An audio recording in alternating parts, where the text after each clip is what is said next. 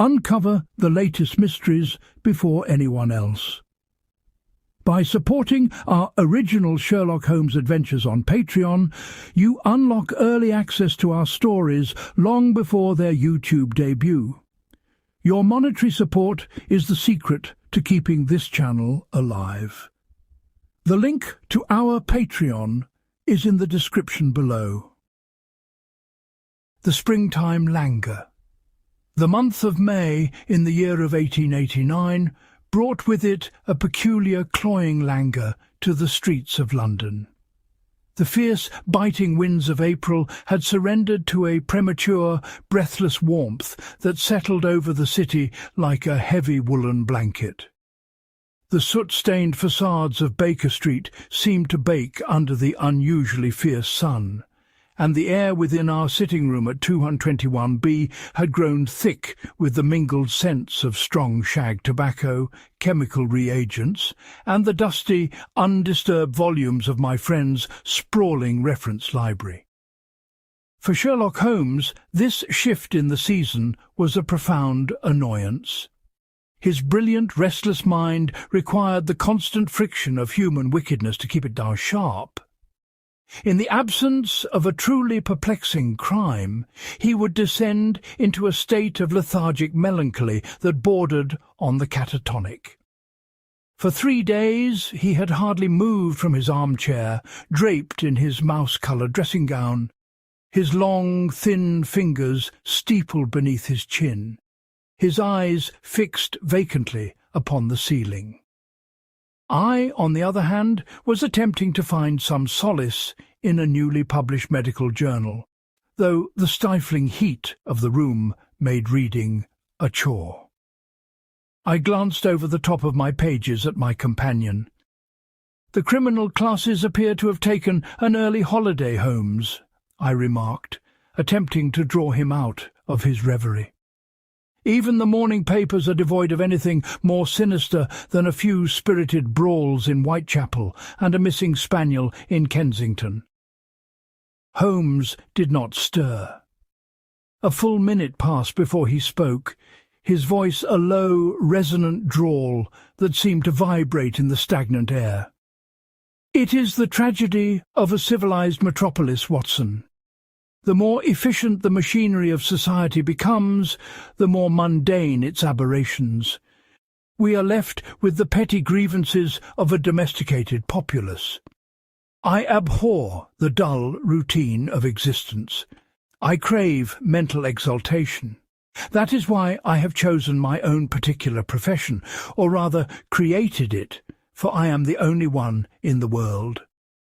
"And yet," I replied, setting the journal aside, "surely there is a middle ground between the absolute stagnation of this room and the fiendishly complex murders you so ardently desire. What of the smaller puzzles, the intricate little absurdities of human behaviour?" Holmes slowly turned his head to regard me, his grey eyes suddenly glinting with a spark of his customary sharpness. "You touch upon a vital point, Watson. The scale of a crime has little bearing upon its interest. You will recall, for instance, the somewhat absurd incident of the blue carbuncle." "Vividly," I said. "A missing jewel, a Christmas goose, and a battered felt hat." "Precisely," Holmes murmured, a faint, nostalgic smile playing upon his thin lips.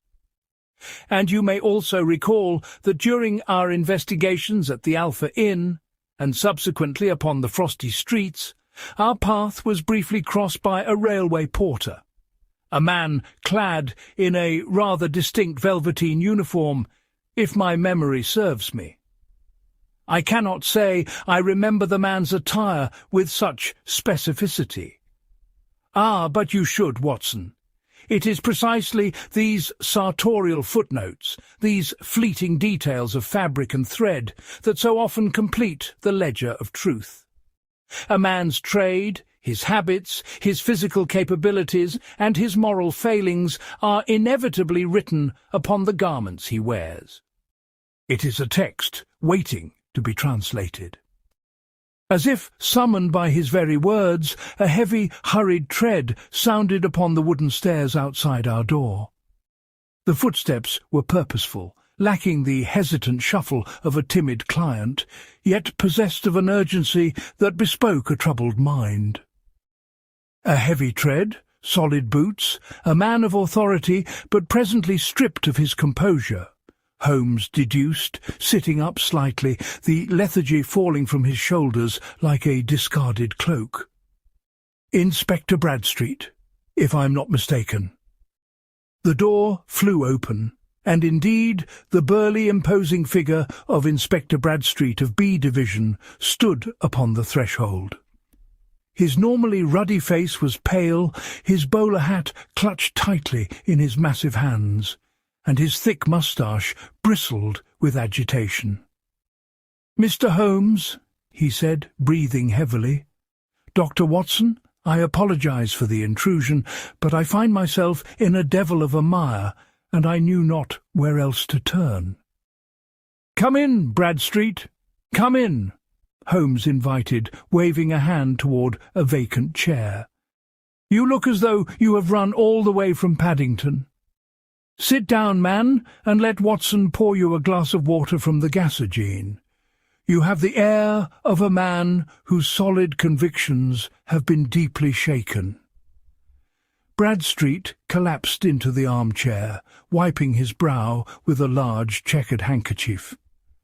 "You hit the nail on the head, Mr. Holmes, as always. It is a matter of grand larceny at Paddington Station. An audacious theft, a clear culprit, and yet there is a splinter in my mind that I cannot ignore." Holmes's eyes gleamed.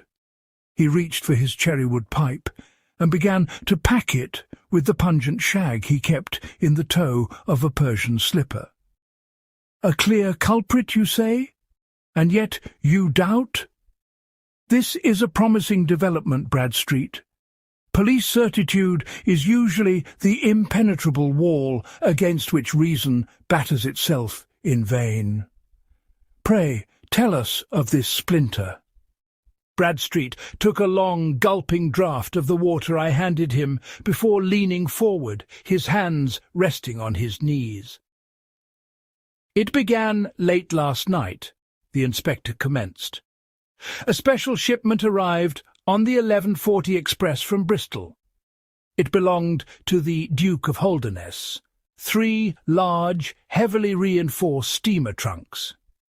They were manifested as containing personal library effects, but the station master was informed confidentially that they actually contained the Duke's private collection of antique silver bullion and solid gold statuary being moved to his London bank for safekeeping while his country estate undergoes renovations." "A heavy burden," Holmes noted, puffing a cloud of blue smoke toward the ceiling. "Exceedingly so," Bradstreet agreed. "Each trunk weighed in excess of 150 pounds. 4 strong men were required to move them from the baggage car to the secure holding depot, a windowless subterranean room located just off the main luggage sorting hall. The room is locked with a heavy Chubb patent lock, and the only key is kept by the night watch porter on duty." "And the identity of this porter?" Holmes inquired softly. "A man named Thomas Hayes. He has been with the Great Western Railway for 7 years. A quiet man, somewhat sullen, but with no prior record of criminality. He was entrusted with the key and instructed to stand guard outside the only door to the holding depot until the bank's armoured carriage arrived at dawn." "And I take it," I interjected, "that when the dawn arrived, the trunks did not." Bradstreet nodded grimly. "Exactly, Doctor. At 6 o'clock this morning, the station-master descended to the depot. He found the iron door wide open. The 3 massive trunks were gone. And lying on the floor, halfway inside the room, was Thomas Hayes, snoring loudly, smelling faintly of stale gin, and still clutching the Chubb key in his right hand. "A seemingly straightforward case of inside work," Holmes observed. He opened the door, allowed accomplices to remove the trunks, and then feigned an alcoholic stupor to cover his complicity. "That was my immediate deduction," Bradstreet admitted. "The station master woke him, or rather practically had to throw a bucket of water over him to rouse him. Hayes was entirely disoriented. He claims he drank nothing but a single cup of tea brought to him by a junior clerk at 2 a.m. He says he felt suddenly dizzy, sat down against the wall, and remembers nothing more until the water hit his face. The tea was spiked with a narcotic, he suggests. So he claims. But the cup was found smashed on the floor, its contents unrecoverable for analysis. Furthermore, there is a witness. A night cleaner, an old woman named Mrs. Higgins, was scrubbing the floors in the adjacent corridor around 3 a.m. She claims she saw a man in the distinctive velveteen uniform of a Paddington porter wheeling a heavy luggage trolley out of the service exit and into the foggy street. "Did she see his face?" Holmes asked, his eyes half closed. "No, Mr. Holmes. It was dark, and the man had his collar turned up and his cap pulled low. But she swore by the uniform. The dark green velveteen jacket, the brass buttons, the red piping. It is unmistakable." "And Hayes was wearing this uniform when found?" "He was. It is standard issue for all porters of his rank. The evidence seems overwhelming, Mr. Holmes. Hayes had the key, Hayes was at the scene, a man in his uniform was seen moving the goods, and yet—" Bradstreet trailed off, his face twisting in a scowl of frustration. "And yet?" Holmes prompted gently. "I interrogated the man for 3 hours this morning. I have seen guilty men, Mr. Holmes. I have seen them boast, I have seen them weep, I have seen them lie with the slickness of a greased pig. But Hayes possesses a profound pathetic bewilderment that I cannot easily dismiss. When I accused him of moving those trunks, he looked at me as if I had accused him of flying to the moon. Furthermore, he is a slight man. Wiry, yes, but small. The idea of him aiding in the rapid, silent loading of 450 pounds of dead weight onto a trolley, manoeuvring it through the station, and loading it onto a waiting cart in the dark, it sits uneasily with me." "An uneasiness that does you credit, Bradstreet," Holmes said, rising from his chair with a sudden fluid grace. "The law is often a blunt instrument, but the mind of a good detective must operate as a scalpel. You have arrested him, I presume?" "He is presently in the holding cells at the station. The railway directors are demanding swift justice, and the Duke is threatening to bring the heavens down upon Scotland Yard if his silver is not recovered by the morrow." "Then we have not a moment to lose," Holmes declared, tossing aside his dressing-gown and reaching for his tweed suit and Inverness cape. "The game is afoot, Watson. The springtime lethargy is banished. We are off to the labyrinth of Paddington to examine a Chubb lock, an empty room, and a man who wears a velveteen jacket." The empty room. Our hansom cab rattled over the cobblestones, navigating the dense, chaotic traffic of Edgware Road. The bright sunshine of the morning had surrendered to a hazy, golden afternoon, and the air was thick with the scent of horse manure, roasting chestnuts, and the ever-present acrid tang of coal smoke that hung over the railway terminuses of London. Holmes was silent for the duration of the journey, his chin resting upon his breast, his eyes staring unblinkingly at the passing throng. I knew better than to interrupt his train of thought. He was constructing the architecture of the crime in his mind, arranging the known facts into a preliminary framework, ready to test it against the physical evidence we were about to encounter. Paddington Station was a cathedral of industry, a vast echoing cavern of iron and glass where the hiss of steam and the shriek of whistles formed a deafening symphony. We met Inspector Bradstreet near the main ticket office, and he led us away from the bustling platforms, down a narrow, dimly lit staircase intended only for railway staff. The air grew cooler and damper as we descended. The sounds of the station above became a muffled, rhythmic thrumming. We proceeded down a long corridor illuminated by flickering gas brackets, passing several heavy wooden doors before arriving at the secure holding depot. A uniformed constable stood guard before an open, solid iron door. "The scene has been left exactly as we found it, Mr. Holmes," Bradstreet announced, gesturing into the gloom. Holmes produced a small, silver-cased dark lantern from his capacious pocket, lit it and stepped over the threshold. I followed close behind, the smell of damp brick and old dust filling my nostrils. The room was small, perhaps 10 feet by 10 feet, with a ceiling that sloped downward.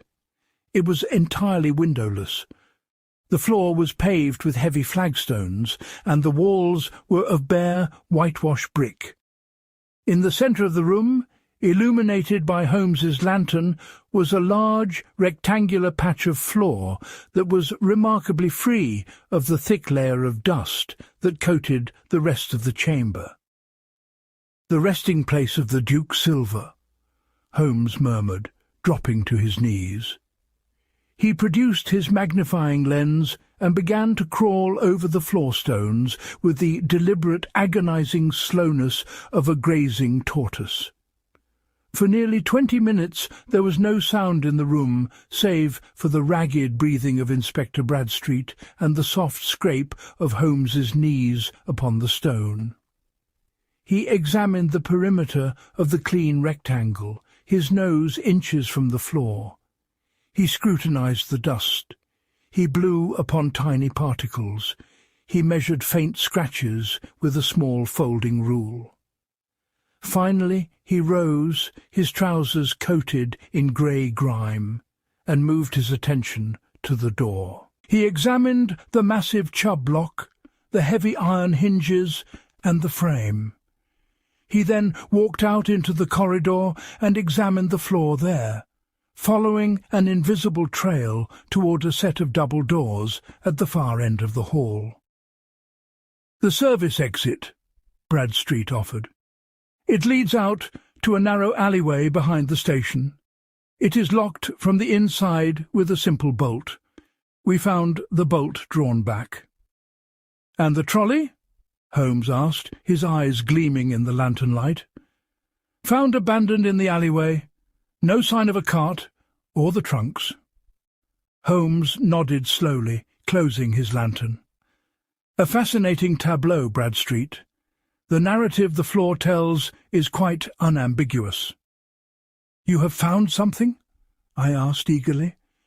"I have found a great deal, Watson. Look here." He pointed to a series of deep, parallel scratches on the flagstones within the room, leading from the clean rectangle toward the door. The trunks were dragged, not carried, from their resting place. The sheer weight of them gouged the stone. And here, at the threshold, notice the heavy, semicircular scuff marks. I leaned in, straining my eyes in the dim light. "I see them. They are the marks of a man pivoting, using his heels for leverage as he manoeuvred the heavy trunks over the slight lip of the doorway," Holmes explained. "Now observe the spacing of these heel marks and the depth of the indentation." He placed his own foot near one of the marks. The man who dragged these trunks had a stride significantly longer than my own. Moreover, the depth of the heel strike suggests a man of immense physical weight and power, a man who planted his feet with the force of a pile driver. Bradstreet frowned. "But Thomas Hayes is a slight man, Mr. Holmes. He stands barely 5'6" and couldn't weigh more than 9 stone. "Precisely, Bradstreet," Holmes said, his voice dropping to a theatrical whisper. "The physical evidence in this room violently contradicts the theory of Hayes as the principal mover of the goods. A man of Hayes's stature attempting to drag a 150-pound lead-lined trunk would leave erratic, slipping scuff marks as he struggled for traction. These marks are deliberate, powerful, and widely spaced. They belong to a giant." "Then Hayes was merely the accomplice," Bradstreet argued. "He opened the door and let the giant in." "Perhaps," Holmes murmured, staring into the middle distance. "But if one has a giant at one's disposal, why utilize a slight, noticeable porter to wheel the squeaking trolley out into the street, where he might be seen by Mrs. Higgins? Why not have the giant do the heavy lifting from start to finish?" "To avoid suspicion falling upon the giant," I suggested. "Or to ensure suspicion fell entirely upon the porter," Holmes countered, his eyes flashing. "Bradstreet, I must see this Thomas Hayes, and more importantly, I must see the Velveteen uniform." The Velveteen uniform. We were led through the labyrinthine bowels of the station to a small, stark holding cell beneath the jurisdiction of the railway police. The air here was stale, thick with the scent of despair and carbolic soap. Seated upon a narrow wooden bench, his head buried in his hands, was the accused. Thomas Hayes was exactly as Bradstreet had described, a small, wiry man in his late 30s, with thinning brown hair and the pale, sun-starved complexion typical of those who spend their lives beneath the iron roofs of the great terminuses. He looked up as the heavy iron door swung open. His eyes were red-rimmed, darting nervously between the three of us. He was dressed in the distinctive uniform of a Great Western Railway porter. Dark trousers, a white shirt that had seen better days, and the centrepiece of the ensemble, a heavy, dark green velveteen jacket adorned with brass buttons bearing the company crest. "Thomas Hayes?" Holmes asked, stepping into the cell, his voice unexpectedly gentle. "I didn't do it, sir," the man blurted out, his voice cracking. "I swear on my mother's grave I didn't touch those boxes. I'm a loyal company man, I am." "I am Sherlock Holmes, and I am not here to condemn you, Mr. Hayes, but to seek the truth. This is Dr. Watson, and you know Inspector Bradstreet. I require you to answer my questions with absolute precision. Do you understand?" Hayes nodded fervently, wiping his nose with the back of his hand. "Anything, sir. Ask me anything." "Tell me of the tea." "It was about 2 in the morning, sir. I was standing by the door, feeling the chill, when young Billy, he's a junior clerk in the freight office, came down. Said he had a spare cup of tea from the break room and thought I might like it. It was terrible bitter, but I drank it down to warm my bones. 10 minutes later, the walls started swimming. Next thing I know, the station master is throwing water in my face and screaming about the Duke's silver." "You did not open the door?" "I never touched the lock, sir." "And the key?" "It was on a chain attached to my belt, sir. It was still there when I woke up." Holmes turned to Bradstreet. A man in a stupor could easily have the key removed from his person, used and returned without his knowledge. He turned back to Hayes. "Stand up, Mr. Hayes. Step into the light beneath the gas bracket." The porter nervously complied, shuffling into the centre of the cell. Holmes approached him, and, to the utter bewilderment of both Hayes and Inspector Bradstreet, completely ignored the man's face. Instead, Holmes drew his magnifying glass and began an intensely meticulous examination of the porter's velveteen jacket. The process was agonizingly slow. I had seen Holmes examine a corpse with less microscopic attention. He began at the cuffs, examining the brass buttons, feeling the weight of the fabric between his thumb and forefinger. He then moved up the sleeves, paying particular attention to the elbows. "Velveteen, Watson," Holmes murmured, his breath rustling the fine hairs of the fabric. "An imitation velvet, woven from cotton rather than silk. It possesses a short, dense pile, a fascinating textile. It is warm, durable against the cold, yet notoriously susceptible to certain types of friction." He moved behind Hayes, bringing his lens to bear upon the man's upper back and shoulders. He spent a full 5 minutes tracing the seams across the shoulder blades, his nose almost brushing the green cloth. He tilted his head, catching the dim gaslight against the nap of the fabric. "Fascinating," Holmes whispered, almost to himself. "Truly fascinating." "What is it, Mr. Holmes?"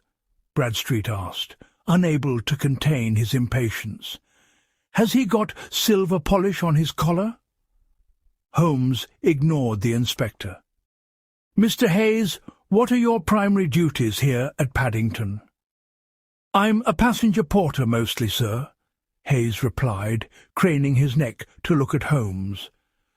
"I handle valises, hat boxes, small portmanteaus. I help the ladies with their hand luggage from the cabs to the first-class carriages." "You do not handle heavy freight? Steamer trunks? Commercial crates?"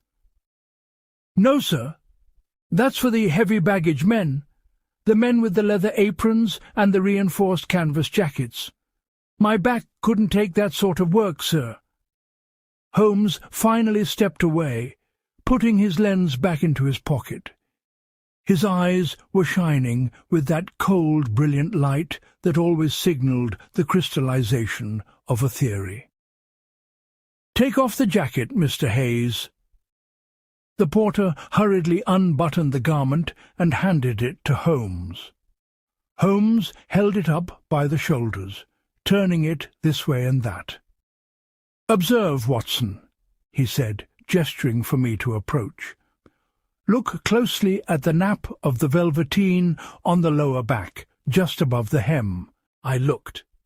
The green fabric there was slightly shiny, the tiny cotton fibres flattened and worn. "He leans against brick walls while waiting for trains," I deduced. "Excellent, Watson. Yes, the pile is crushed through constant light pressure. Now look at the elbows." The elbows were similarly worn, the fabric thinning slightly. "Resting on ticket counters, perhaps," I offered.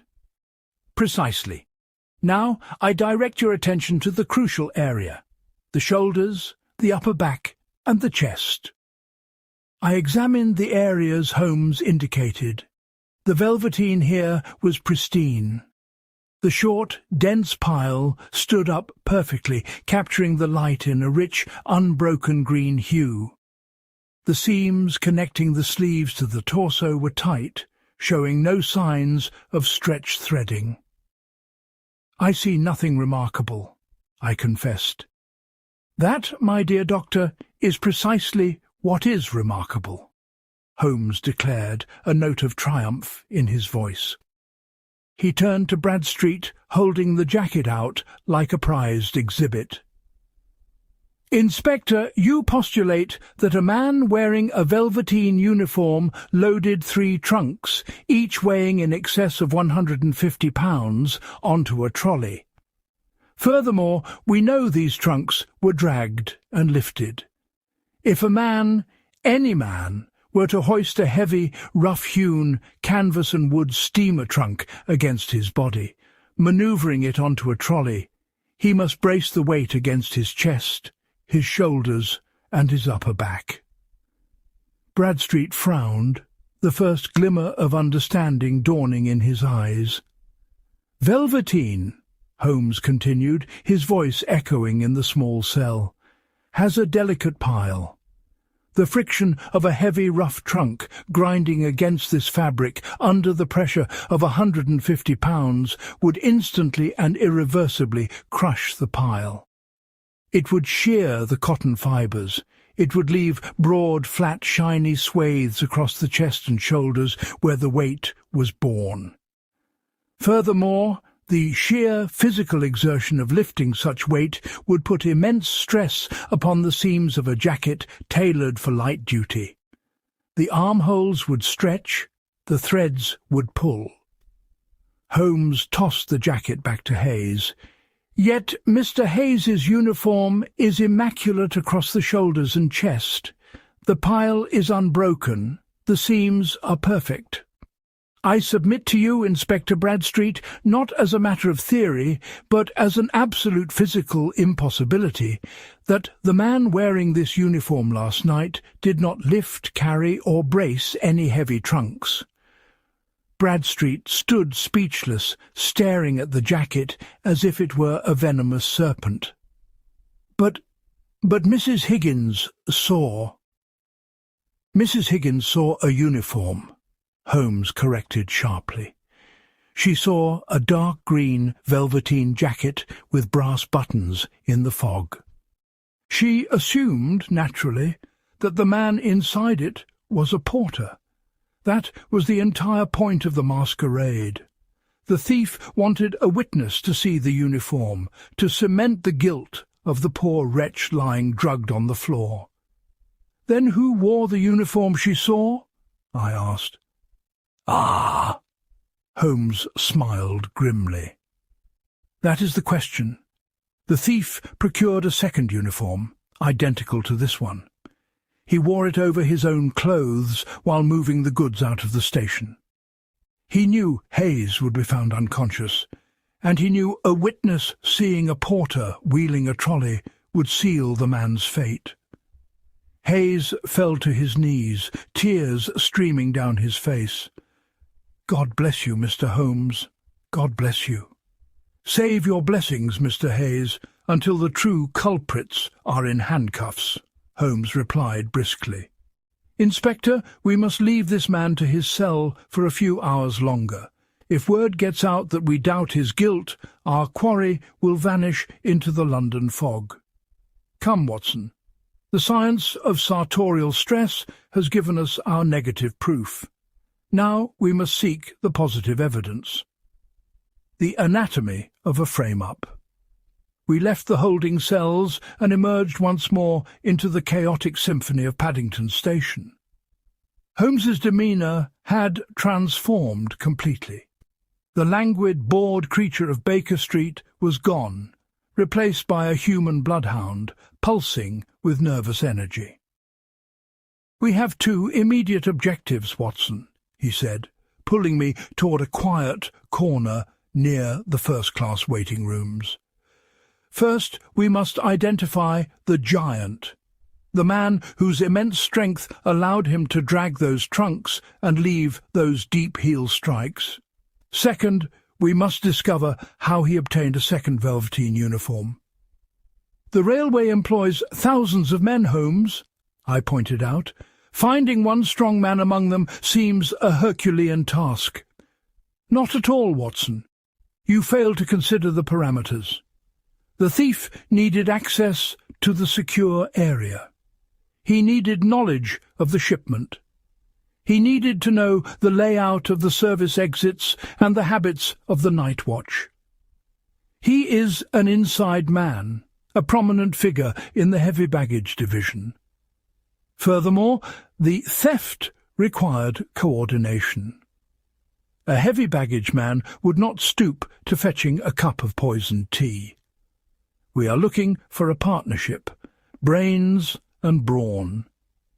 The clerk who delivered the tea, young Billy, is undoubtedly the accomplice, but he is merely the tail of the dog.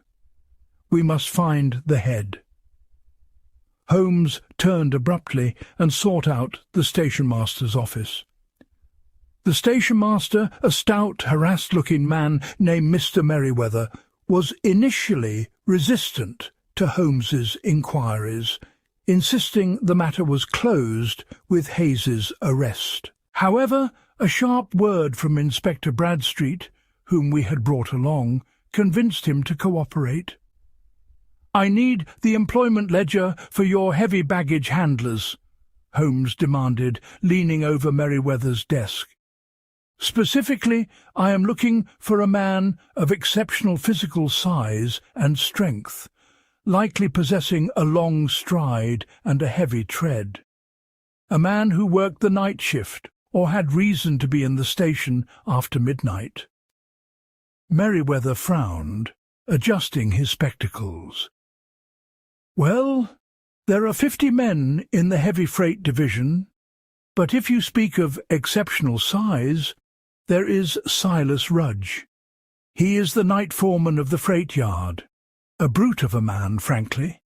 Used to be a bare-knuckle pugilist in the East End before he came to the railway. He stands 6'4" and is built like a brick outhouse." "And what is Mr. Rudge's character?" Holmes asked softly. "Sullen, prone to violence if provoked, but he handles the men well, and he can lift a grand piano single-handed." "Was he on duty last night?" Merryweather consulted a ledger. "Yes, he oversaw the unloading of the 11:40 express from Bristol." "The very train that brought the Duke's silver," Holmes noted, casting a meaningful glance at me. "Excellent. And tell me, Mr. Merryweather, how are the Velveteen uniforms issued?" "Through the quartermaster's stores. Every passenger porter is issued 2 sets." "Has Silas Rudge ever been issued a Velveteen uniform?" Merryweather laughed humorlessly. "Rudge? He would split the seams of a porter's jacket just by flexing his arms. No, the heavy baggage men wear canvas and leather.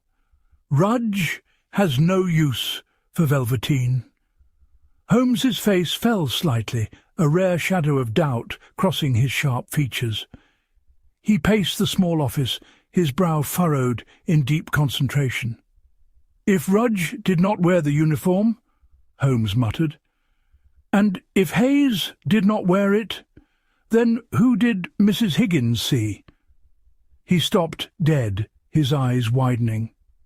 He spun around to face the station-master. "Mr. Merryweather, the junior clerk, the one who brought the tea to Hayes, you called him young Billy. What is his full name and physical description?" "William Carter," Merryweather replied, bewildered. "He's a clerk in the manifest office, a slight, nervous lad. Average height, rather thin." "Thin!" Holmes cried, clapping his hands together. "Of course, the elegance of the deception. Watson, I have been an absolute fool. I allowed the sheer weight of the trunks to blind me to the mechanics of the illusion." "I do not follow you, Holmes," I confessed. Holmes explained rapidly. "But why must that be so? We assumed the brawn and the visual alibi were provided by the same man. But if Rudge provided the brute strength in the dark, it was Carter, slight, thin Carter, who slipped into the stolen velveteen jacket to perform the masquerade for Mrs. Higgins." Bradstreet slapped his thigh. "By George, Holmes, that makes perfect sense. Carter poisons the tea, steals Hayes's spare uniform from his locker, Rudge does the heavy lifting, Carter provides the visual alibi for the escape, and they leave Hayes to take the fall." "Exactly," Holmes said, his eyes glittering dangerously. It was a masterpiece of misdirection, utilizing the psychology of uniforms. People do not see the man, they see the brass buttons and the green velvet. But they made one fatal error. They did not account for the microscopic language of the fabric itself, which proved Hayes could not have done the heavy work, thus necessitating a hidden giant. "Then we must arrest Rudge and Carter immediately," Bradstreet declared, moving toward the door. "Not yet, Inspector," Holmes cautioned, holding up a hand. "If we arrest them now, they will deny everything. We have no physical proof of their involvement, only deduction. And more importantly, we do not know where the Duke's silver is. If they are in custody, the silver may remain hidden forever or be quietly melted down by an associate." "Then what is your plan?"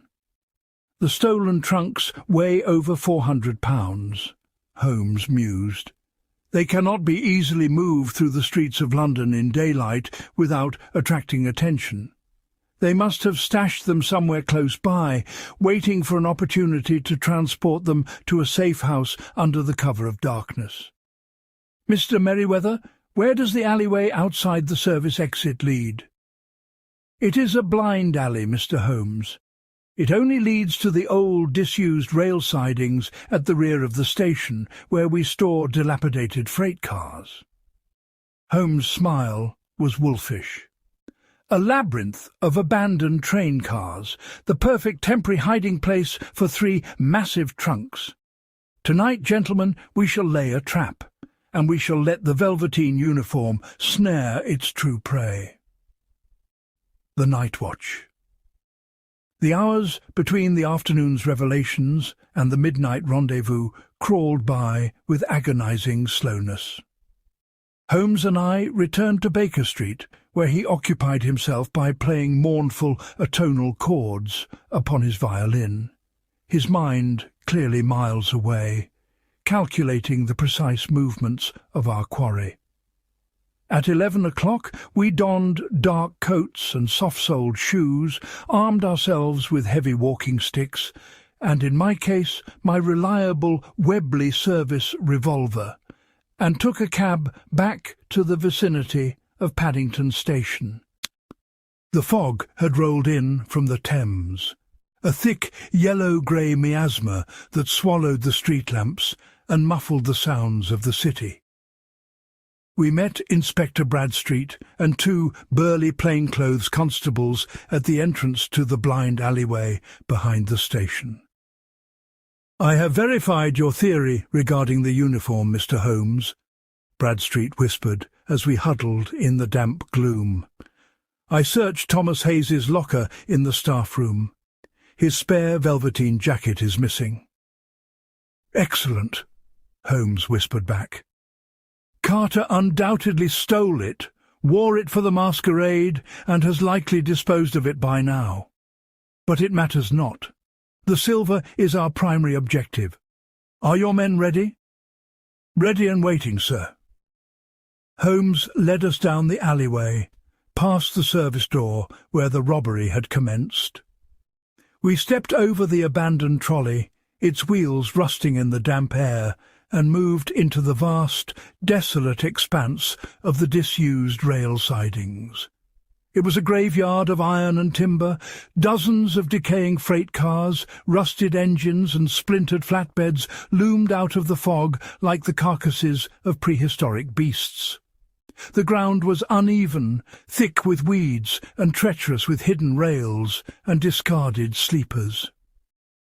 "They will not have moved the trunks far," Holmes breathed, crouching low behind the wheels of a rotting coal tender. "The sheer weight dictates a short journey.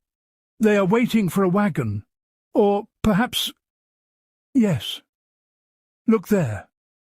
He pointed into the swirling fog. About 50 yards away, on a track that ran parallel to a high brick wall, sat a single closed boxcar. Unlike the others, its sliding wooden door was pulled shut, secured by a heavy padlock. And standing in the fog beside the car, smoking a pipe, was the massive, looming silhouette of a man. Even from a distance, the sheer breadth of the man's shoulders was terrifying. He wore a heavy leather apron over a thick wool sweater and a peaked cap pulled low. It could only be Silas Rudge. "He is guarding the stash," Bradstreet whispered, his hand drifting toward his truncheon. "Should we take him?" "Patience, Inspector," Holmes murmured, laying a restraining hand on Bradstreet's arm. "We need them both, and we need them in the act of moving the stolen goods." We waited in the cold, damp dark for what felt like hours. The chill seeped into my bones, and my fingers grew stiff around the grip of my revolver. Holmes remained absolutely motionless, a statue carved from shadow. Suddenly, through the dense wet air, came the faint rhythmic clatter of hooves and the scrape of iron-rimmed wheels on cobblestones approaching from the street beyond the wall. Finally, shortly after 2 in the morning, a second figure emerged from the fog. It was a slight, nervous-looking young man, wearing a bowler hat and a dark overcoat. He carried a hooded lantern and walked with quick, darting steps, looking constantly over his shoulder. "William Carter," Holmes breathed. The young clerk approached Rudge, and we could hear the low, urgent murmur of their voices, though the words were lost in the fog. Rudge nodded gruffly, knocked his pipe out against the heel of his boot, and produced a key from his pocket. He unlocked the heavy padlock on the boxcar and hauled the sliding door open with a screech of rusted iron. Carter held up his lantern, illuminating the interior of the car. Inside, stacked haphazardly, were 3 large, dark steamer trunks, their brass fittings catching the dim light. "They are preparing to move them," Holmes said, his voice tightening. "A horse and cart must be waiting on the other side of that brick wall. Now, Bradstreet, before they can secure the cargo." We broke from our cover, rushing across the uneven ground.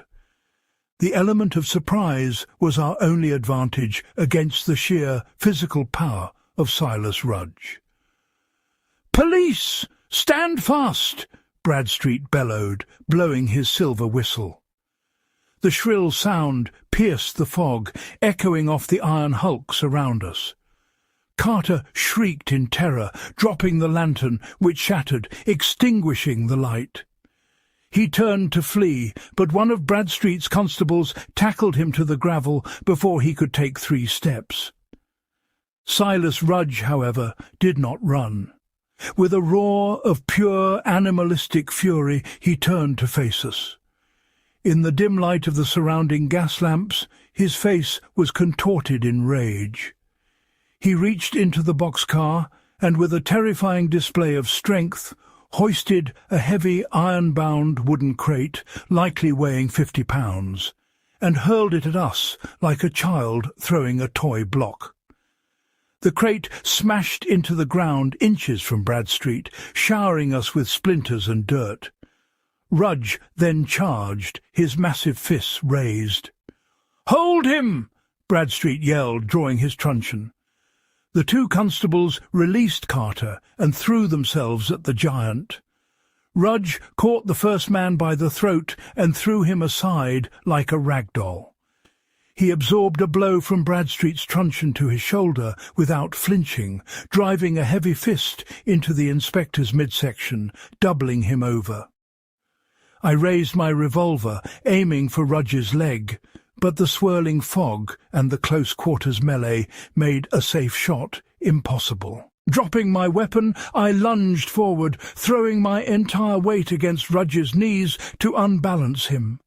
With a roar, he raised his massive fists to crush me. Suddenly, Holmes was there. He did not attempt to match the giant's brute strength. Taking advantage of my distraction, he utilized a swift, fluid motion derived from his knowledge of Baritsu, the Japanese system of wrestling. He ducked beneath Rudge's swinging arm, hooked his own leg behind the giant's other knee, and delivered a sharp, precise strike to the nerve cluster at the base of Rudge's neck with the edge of his hand. The effect was instantaneous. The colossal man's eyes rolled back in his head, his legs buckled, and he crashed to the gravel with a sound like a felled oak. Silence descended upon the rail yard, broken only by the groans of the injured constables and the whimpering of William Carter, who was cowering beneath the wheels of the boxcar. Holmes calmly straightened his cuffs and adjusted his collar, breathing only slightly heavier than usual. He looked down at the unconscious giant, then over at the trembling clerk. "It seems," Holmes said mildly, "that the heavy lifting is finally concluded." He walked over to the open boxcar, producing his own dark lantern. The beam of light swept over the 3 steamer trunks. He climbed inside, drew a small pry bar from his coat, and forced the lock of the nearest trunk. He lifted the lid, and the light reflected off a dazzling array of silver chalices, gold plates, and ornate, gem-encrusted statuary. The Duke of Holderness's stolen fortune. "The physical evidence, Inspector Bradstreet," Holmes announced, stepping down from the car and gesturing toward the groaning criminals on the gravel. "Secure your prisoners. I believe the Duke will be pleased to have his trinkets returned before breakfast, and Thomas Hayes will be even more pleased to return to his duties." The final stitch. The following evening found us back in the comforting, chaotic sanctuary of 221B Baker Street. A fire cracked merrily in the grate, banishing the memory of the cold Paddington fog. Holmes sat in his armchair, his long legs stretched out toward the hearth, pulling contentedly on his briar pipe. Inspector Bradstreet sat opposite him, nursing a glass of brandy, looking exhausted but profoundly satisfied. "I must formally thank you, Mr. Holmes," Bradstreet said, raising his glass. "The railway directors are overjoyed. The Duke has sent a handsome commendation to the yard, and I have secured full confessions from both Rudge and Carter. They turned on each other the moment they were put in separate cells. The inevitable collapse of a dishonourable partnership," Holmes observed. "Did they confirm the final sequence of their scheme?" "To the letter?" Bradstreet nodded. "Carter spiked Hayes's tea and stole the spare uniform. While Rudge dragged the trunks to the boxcar in the dark, Carter wheeled the empty trolley past Mrs. Higgins in the velveteen jacket, then out the service door to create the false trail. They had a specialized wagon waiting beyond the wall to haul the trunks away." "And the stolen velveteen uniform?" I asked. "Burned in the station's incinerator by Carter before his shift ended," Bradstreet replied. "They thought they had committed the perfect crime. They thought Hayes was entirely doomed." "And so he would have been," Holmes said, his voice growing solemn, "had we relied solely upon the broad strokes of circumstantial evidence. The witness testimony, the presence at the scene, the possession of the key, these are the heavy, blunt instruments of the law. They are necessary, but they are clumsy.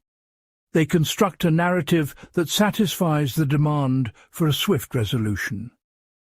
Holmes leaned forward, tapping the stem of his pipe against his palm. "But the truth, gentlemen, rarely resides in the broad strokes.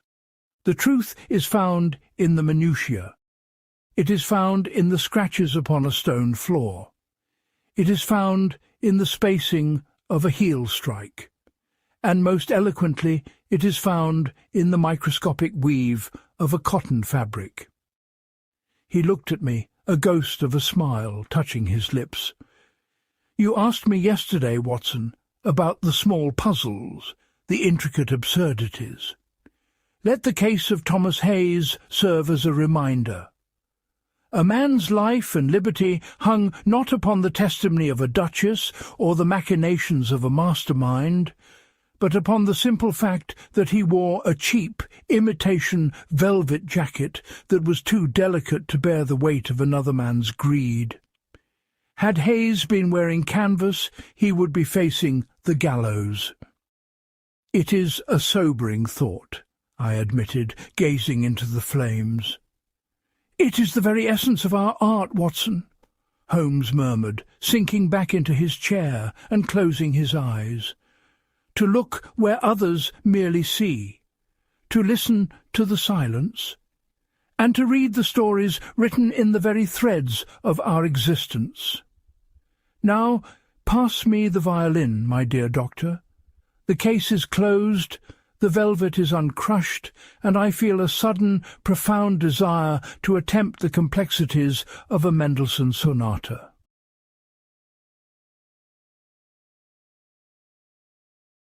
Thanks for joining me for another original mystery.